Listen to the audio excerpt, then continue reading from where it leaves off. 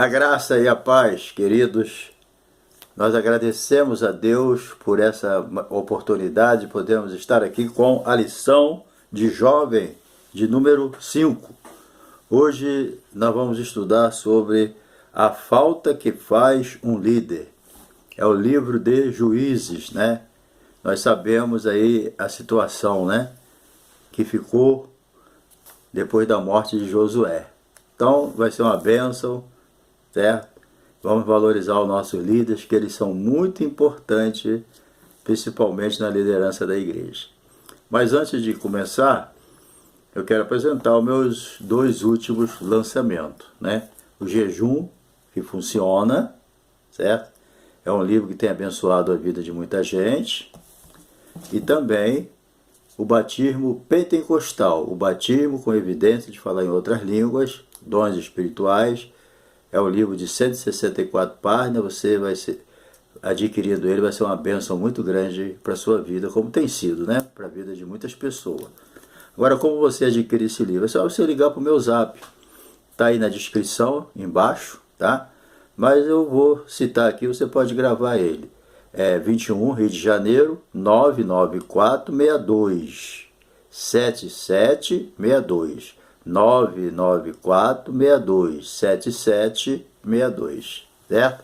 Tranquilamente aí, o correio vai entregar esse livro aí na tua mão, na tua casa, em qualquer parte do Brasil, ok?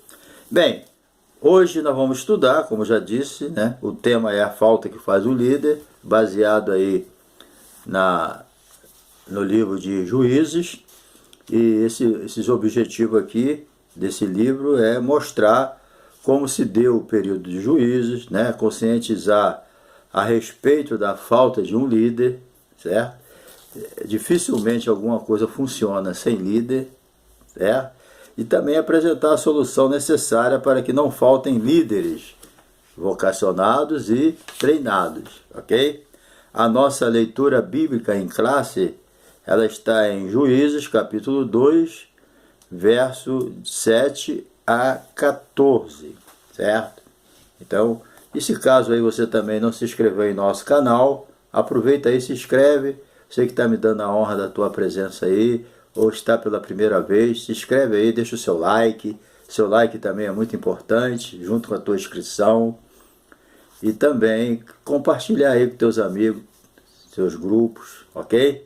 E dá um toquinho no sininho aí para você receber aviso aí de novos vídeos. Nós temos aí quase 500 vídeos. Só você clicar aí, né, em vídeo, pronto, você vai ver tudo. Ou clica em cima do meu nome ou em cima do canal. Pronto. Aí vai abrir todos os vídeos que eu tenho, aí você vai gostar. Escolher aí um para você se deliciar depois desse aí, tá bom? Então, Deus te abençoe. A tua presença é uma honra para mim, estar comigo aí até o final, tá bom? Um abraço e Deus te abençoe, tá? Se caso muito mandaram, às vezes me perguntam como se inscrever, se tem que escrever alguma coisa. Não, é só tocar na palavra do lado direito aí, tá escrito inscrever-se, né? Só clicar aí, tá inscrito, ok? Bem, vamos lá. O livro de Juízes, da qual nós vamos estudar essa lição, é um livro que oferece o registro aí de um tempo aí de quase, acho que 410 anos, né? Muito tempo, né? Ele mostra uma época em que oscilava, né? Oscilava o povo de Deus em servir ao Senhor. E tinha época que nem oscilava, ele não servia a Deus mesmo, né? Então aqui nós vamos aprender os altos e baixos do povo de Deus, né? Na verdade, o livro de Juízes marca um declínio espiritual muito grande. Espiritual só não, espiritual e moral. Entendeu? Cada um fazia o que queria no tempo de Juízes, certo? Então, é isso que nós vamos ver aqui. Bem, primeiramente, o período de Juízes. O livro de Juízes. Então, é um livro histórico, né? Do Antigo Testamento. Nós temos lá o Pentateuco, 5 livros. Depois vem os livros históricos, né? E Juízes faz parte do livro histórico, que é a história do povo de Israel. Depois vem a história dos reis e profetas. Bem, Ele, Juízes, ele relata a história dos chamados juízes que governavam, né? Com uma abordagem de natureza religiosa, o livro de Juízes é melhor compreendido a partir da análise da realidade vivida por Israel na época, entendeu? Então a gente vê que tudo foi funcionando normalmente, né? Só vitória. Teve os problemas com Josué, né? Mas foi só vitória. O livro de Josué, como nós já estudamos, é um livro de vitória. Agora, quando a gente entra no livro de Juízes, dá até tristeza, né? É uma coisa terrível, porque é só decadência, decadência moral, espiritual, entendeu? Em todos os aspectos, entendeu? E o povo se desviava, aí depois Deus permitia que os inimigos dominassem sobre eles, aí eles se arrependiam, né? Clamavam ao Senhor, aí Deus enviava um juiz, levantava um juiz, um homem, para poder resolver a situação. Aí enquanto aquele juiz era vivo, eles estavam ali, né? Aí o juiz morria, pronto, eles se desviavam tudo, aí ficavam anos fora da presença de Deus, aí iam servir outros deuses, pronto. Aí vinham os problemas, Deus entregava eles na mão dos inimigos, já que vocês querem ficar do lado deles, então fica. Então eles novamente clamavam ao Senhor, ao Senhor por piedade, por misericórdia, né? Porque Deus é rico em perdoar. Deus perdoava e levantava um juiz novamente. Aí esse juiz libertava eles, né? Libertava eles e trazia de novo a presença de Deus. Mas quando o juiz morria, eles voltavam para a bandalha de novo. Então, o livro de Juízes é assim, entendeu? Nessa situação triste, né? De vai e vem, certo? Então vamos ver aqui, número 2 aqui, a liderança dos juízes. Os juízes mencionados nesse livro são Otoniel, o primeiro juiz, né? Era genro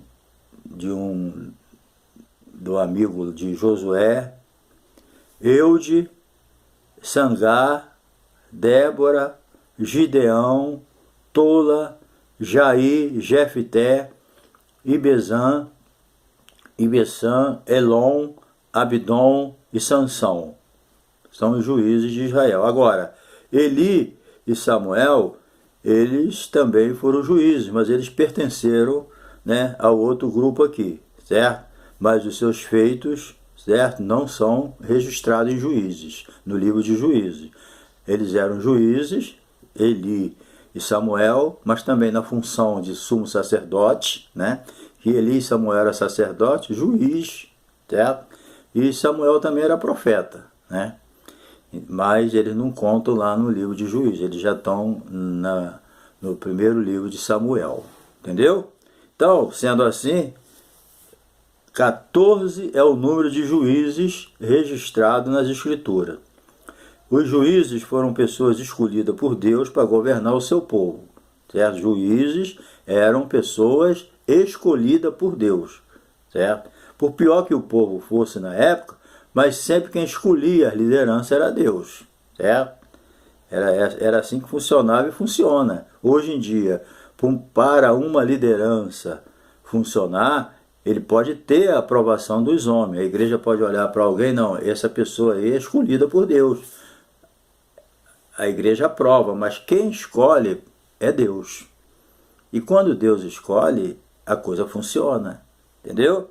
Então, a função dos juízes não era como os reis, não era herdada, né?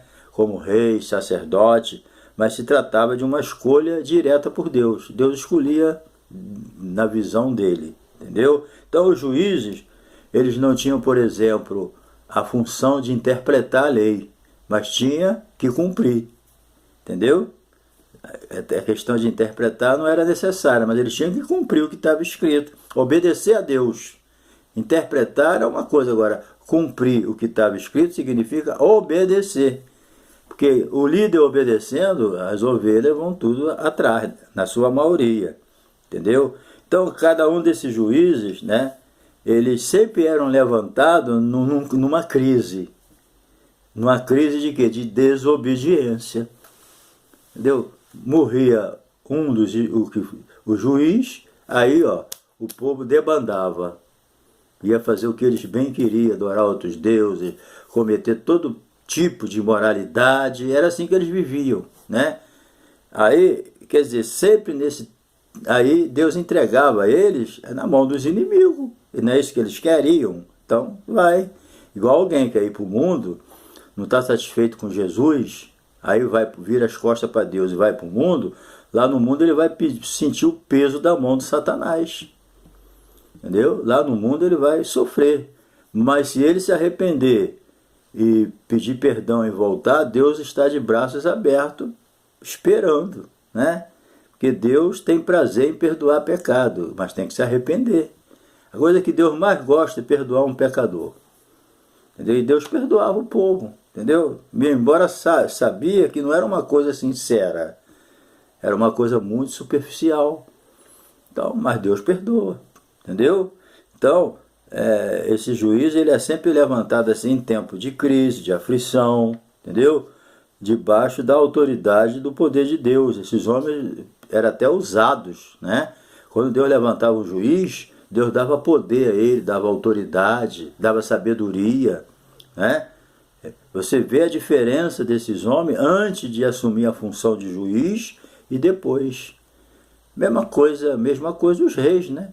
Os reis que eram obedientes, eles eram de um jeito, mas quando assumia, eles, como Davi, quando Davi foi ungido a rei, a Bíblia diz que o Espírito Santo se apossou de Saul, de Davi, né? E de Saul também. Só que depois Saul entrou em desobediência, o Espírito se afastou, né? Então, isso aí é que é importante a gente entender que acontecia no tempo do juízo, entendeu? Então, os juízes, né, eles viviam num período que é definido até de uma forma triste, né? Primeiramente, se define o contexto que vivia o povo do livro de Juízes. Começa assim: não havia rei em Israel, né? Não era, o primeiro rei foi Saul, certo? Ungido por Samuel, escolhido por Deus. Bem, isso é lá no livro de Samuel. Agora aqui em Juízes não tinha reis, cada um, né? Não havia reis, então cada um fazia o que parecia reto aos seus olhos. Então cada um se mandava, não tinha uma regra, não tinha uma ética, entendeu? Não tinha uma organização, cada um fazia o que queria, ninguém mandava em ninguém, entendeu? Então, era uma verdadeira anarquia, era isso que acontecia, entendeu? Você vê como é que o ser humano é, entendeu? Como é que o ser humano se desorienta. Por isso que a gente precisa de uma igreja, por isso que a gente precisa de um pastor, de um homem de Deus, né? Não é qualquer pastor, o pastor chamado por Deus, que tenha compromisso com Deus, com a Bíblia, com a igreja, que sabe o que é uma responsabilidade apacentar um rebanho. Por isso que é preciso a gente estar na igreja, ter um líder nos orientando, nos ajudando, entendeu? Ah, mas tem pastor assim, pastor assado. Não, não segue o pastor assim, pastor assado, não. Segue o pastor de verdade, que é chamado por Deus, escolhido, e você vê nele, né, a virtude de Deus e o amor pelas almas, entendeu? Nós também temos que saber discernir as coisas. Me desculpe a expressão, o crente não pode ser uma Maria vai com as outras, ir atrás de qualquer um, não. Entendeu? Ele tem que ter discernimento, pedir orientação a Deus para seguir alguém que seja um homem de Deus, que está seguindo a Jesus também, né? Mas para isso ele tem que ter discernimento também. Não pode ter a mente embotada, ok? Então, os juízes viviam nessa situação, certo? Então, isso aí mostra o quê? Revela a presença de um povo sem presença de um líder, entendeu? Permanente, quer dizer, só na crise é que Deus levantava um líder por misericórdia. Porque senão acho que até as tribos iam ser extintas. Acaba, a anarquia, ela chega a um ponto que as coisas são extintas, entendeu? Porque a pessoa é livre para fazer o que quer, entendeu? O ser humano, ele precisa de um freio. Por isso que a Bíblia é cheia de não. A pessoa diz que não, Deus não proíbe nada. Não proíbe o quê? Não matarás, não é proibição, não. Não é só orientação, entendeu? A Bíblia está cheia de proibição no sentido de mostrar o caminho certo. A proibição é essa, ó, o caminho não é esse, o caminho é esse. Entendeu? Então a desobediência foi uma marca de juízes. Todo mundo se desviou. Entendeu? Todo mundo estava mergulhado na imoralidade, entendeu? No pecado e na idolatria. É. Vamos para a segunda parte aqui, falta de um líder. Então o problema, sabemos, que liderar é o mesmo que conduzir pessoas orientando nas mais diferentes situações da vida. Entendeu? Então a liderança é essencial. Qualquer empreendimento tem que ter um líder. Tem que ter um cabeça, porque senão não tem sucesso. Uma igreja sem pastor, como vai funcionar? Entendeu? Não tem como. Uma companhia sem liderança não funciona. As coisas de Deus, elas têm que funcionar, mas tem que ter um líder. Enquanto Deus não consegue um líder, aquilo não funciona. Entendeu? É assim que funciona. Quando Deus conseguiu Moisés, ele tirou o povo do Egito. É assim, quando Deus conseguiu um líder, ele atravessou o Rio Jordão e conquistou a terra prometida através de Josué. Então Deus sempre, quando vai fazer algo, ele sempre procura o quê? Primeiro, um líder. Entendeu? Não tem como viver sem líder. Uma igreja tem que ter um líder. Tudo na vida tem que ter uma liderança. Entendeu? E tem que ser uma liderança igual o sogro de Moisés ensinou a Moisés. Tem pessoas que foi chamado para 1000, outro para 100, outro para 50, outro para 10. Só não pode inverter, né? Botar o de 10 para 1000, aí complica. Mas o líder tem que ser colocado no lugar certo, na hora certa. Entendeu? Então, todo grupo social sem liderança é um desastre, vai acabar, entendeu? Quando Jesus viu uma certa ocasião uma grande multidão, ele ficou triste. Era uma multidão, ele considerou ovelha sem pastor, entendeu? Então, isso aí é que é a grande problemática. Sem líder, nada funciona. E com um mau líder, a coisa vai de mal a pior, entendeu? Então, é uma bênção quando o líder está no lugar certo, com amor, e tem visão da posição dele. Porque tem pessoas que estão numa liderança, mas até hoje ele não entendeu o significado daquela liderança e daquela posição que ele está. Ele não entendeu bem a função dele. Entendeu? Então, quando alguém é colocado numa função, ele tem que entender. Quando Deus colocava, por exemplo, um juiz na posição dele, Deus colocava ele para libertar. Deus já falava, ó, você vai libertar aquele povo. Vai tirar o povo de Israel da mão desse inimigo. Então a pessoa que assumia, ele já, quando, por exemplo, vamos ver Gideão. Quando Deus chamou Gideão, o que Deus chamou Gideão? Explicou a ele qual era, para que ele estava sendo chamado. Entendeu? Os midianitas estavam destruindo tudo de Israel. Então Deus levanta Gideão, estou tirando Gideão como exemplo. Deus levanta Gideão e fala para ele, ó, você vai tirar o povo de Israel da mão dos midianitas. Ele até se sentiu incapaz, mas isso é outra história, né? Mas Deus chamou ele e explicou a ele o que ele tinha que fazer. Então Deus age dessa maneira, Deus é claro e transparente. Então uma pessoa quando assume uma liderança, uma posição, ele tem que ter noção daquilo que ele vai ter que fazer na liderança, porque senão não adianta, né? É essa situação que a gente tem que entender. Então as consequências gerais, né? Quais são as consequências para o povo de Deus que falta uma liderança estabelecida? O que pode acontecer se não tiver liderança, né? Segundo a experiência de Israel no período de juízes, nós vamos aqui apontar os seguintes efeitos. As pessoas ficam sem ter uma direção. Olha a situação de um grupo sem líder, né? As pessoas ficam sem ter uma direção, se tornam como um barco à deriva, né? Perdido no meio do mar, certo? E o povo passa a ter ideia errônea, né, do que é ser livre para fazer o que bem entender.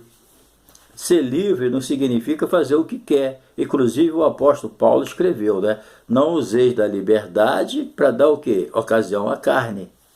Entendeu? Então a pessoa pensa que ser livre é para fazer o que for, o que quiser, prejudicar o próximo. Nós vivemos numa sociedade.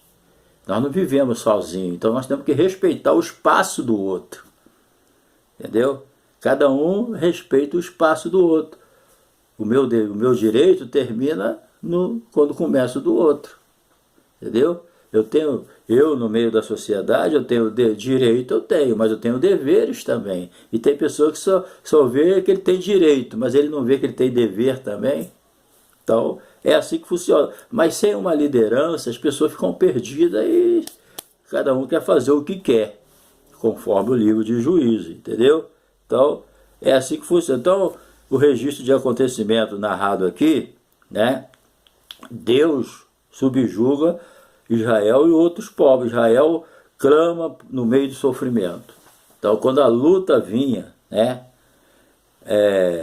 por causa da desobediência, o povo se humilhava, né? Mas depois de tudo resolvido, saíam fora de novo. O povo queria liberdade para fazer o que quiser. Não queriam servir a Deus de coração. Eu posso até entender que eles não serviam a Deus de coração. Eles sabiam que Deus tinha poder, podia libertar, então eles estavam usando Deus, mas Deus, sempre aquele Deus piedoso, né, se arrependeu, ele perdoa, né? Então, ao que parece, Deus sempre corrigia também, que a Bíblia diz que Deus corrige aquele que ama, Deus perdoa, Deus restaura, mas ele corrige. Tem pessoa que só vê o Deus é amor, Deus é amor, Deus é amor, e pensa que Deus é brinquedo. Deus é amor, mas é fogo consumidor. E Deus corrige aquele que ama. Deus corrige qualquer um que ele chama por filho. Então, ao que parece aqui, uma das formas de Deus corrigir o seu povo é privando ele de líderes que represente. Entendeu? Às vezes Deus permite um líder ruim para corrigir o povo. Deus quer dar um líder bom, a pessoa não quer dar um líder mau. E esse líder vai fazer o povo sofrer. Entendeu? Então isso aí pode ser da mesma forma quando ele quer abençoar. Ele dá um líder que possa ser uma bênção para o povo. Porque o líder ele pode ser uma prova para o seu liderado e pode ser uma bênção. Entendeu? Então a gente tem que entender isso.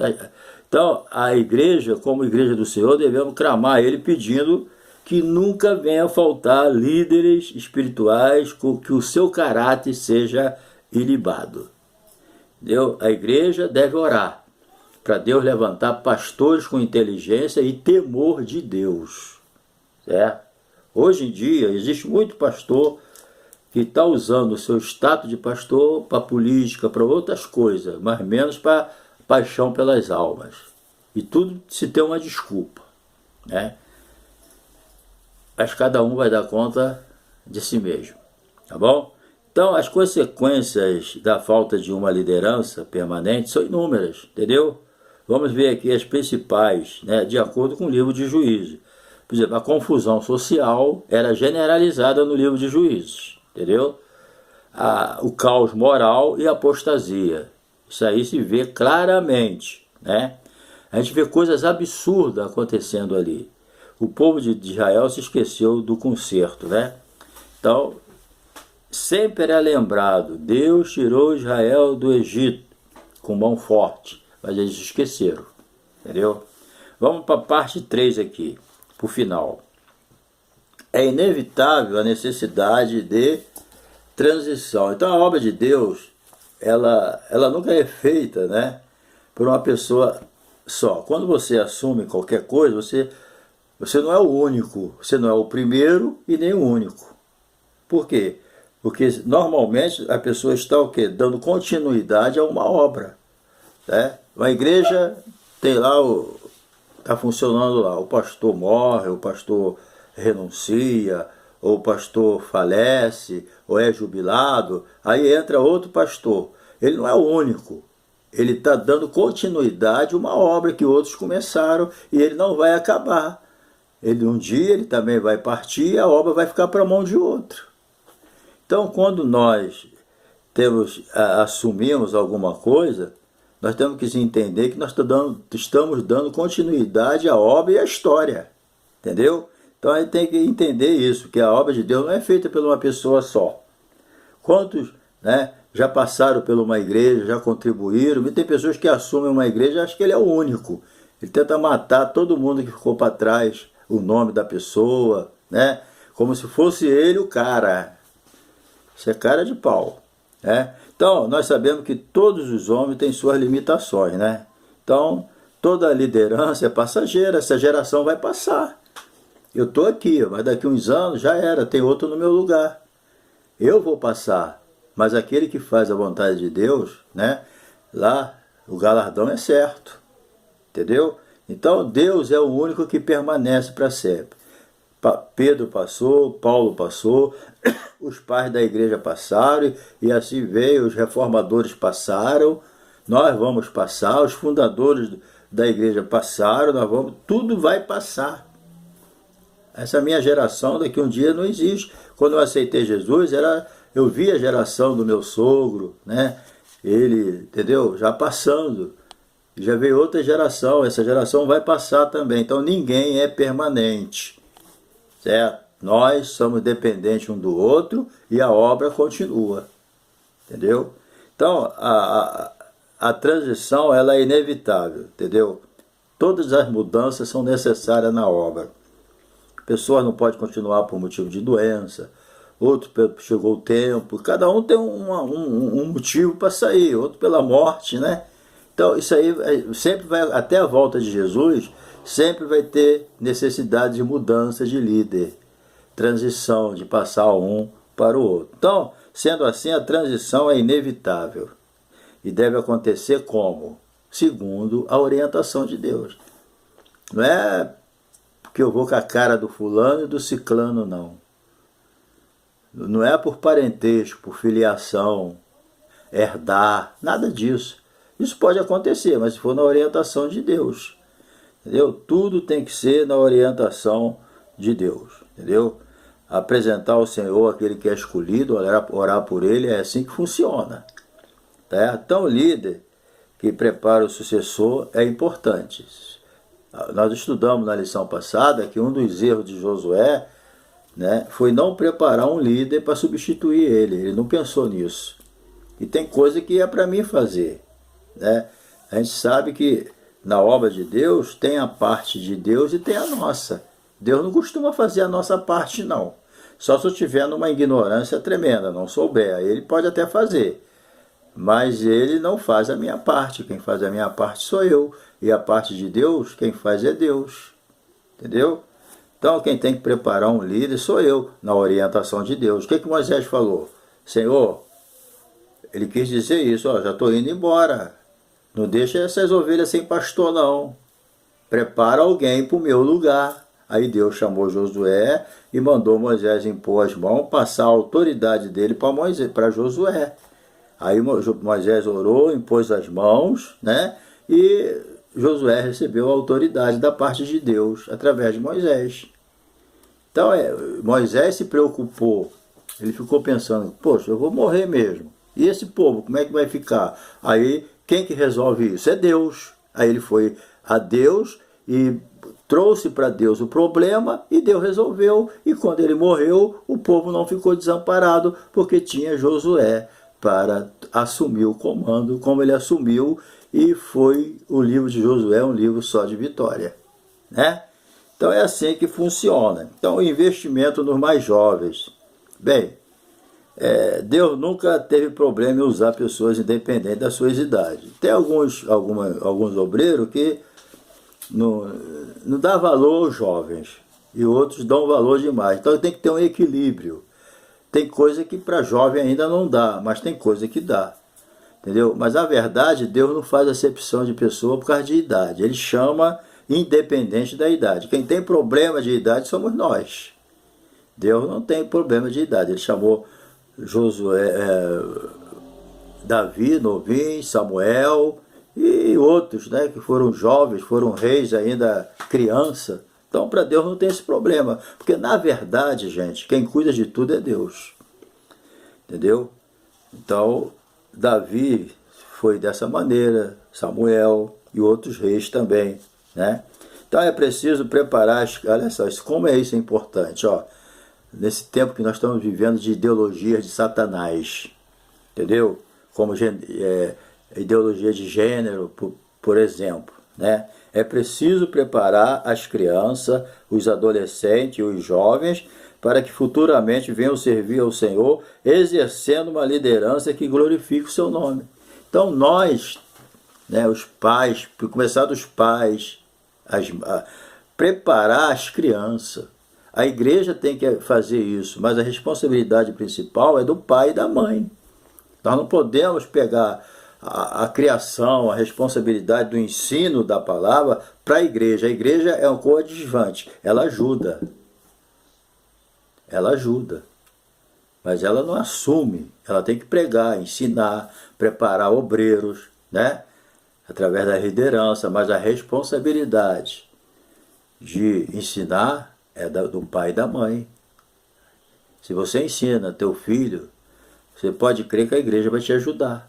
A escola dominical ajuda, entendeu? Vamos lá, os professores, né? Deixando um legado positivo. Então, o que a gente tem que deixar um legado, né? A gente tem que entender que o legado, né, é um exemplo. O legado, você deixar um legado é você deixar um bom exemplo. O pai deixar um exemplo para o filho, né? Não, meu pai era dedicado à obra. Meu pai não era 7-1. Se foi, depois se converteu, não foi nunca mais. Entendeu? Estou falando depois de conversão. Depois de convertido, né? O pai tem que deixar um legado, um bom exemplo para os seus filhos. A esposa deixar um bom exemplo para os seus filhos, né? E o pastor também, o dia que ele sair, ele deixa um bom exemplo para a igreja e para quem vai substituir ele. Aí quando alguém substituir ele, fala, não, uma pessoa que saiu daqui era um homem de Deus. Era uma pessoa capacitada, deu bom exemplo. É isso que é um legado, entendeu? Um bom legado. Não deixa um legado ruim, não, entendeu? Então, legado não é só material, não. Entendeu? É honra, é moral. Não, a pessoa que eu substituí tinha moral, era ilibado, entendeu? É isso que vale. É um exemplo. Alguém entrou no meu lugar, mas eu deixei um bom exemplo a seguir. Olha, não tem coisa melhor, a gente que é cristão, é obreiro, é deixar um bom exemplo para os nossos filhos, para a nossa família e para a nossa igreja. É lógico que nós não somos perfeitos, né? Nós temos nossos erros, mas que não seja algo que venha denegrir a nossa imagem, entendeu?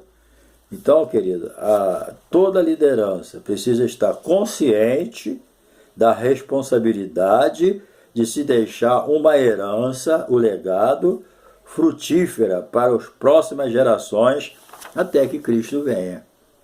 Então, os nossos líderes novos, os jovens, têm que olhar para nós e ver um exemplo a seguir. Isso é que é um bom legado, tá bom? Então, a gente aprendeu nessa lição que a respeito da importância e o valor do líder segundo o coração de Deus, e também as consequências da falta de uma liderança. Então, se você tem um líder, um homem de Deus, na frente da obra, na tua igreja, não seja um desigrejado, não. Vai para a igreja, você vai precisar de oração, desenterrar o teu talento, fazer a tua obra. Olha, é muito importante a liderança na nossa vida, tá bom? Então, Deus te abençoe e até a próxima lição, tá bom? Um abração. Daqui a pouquinho estamos aí com a lição 6. Um abraço.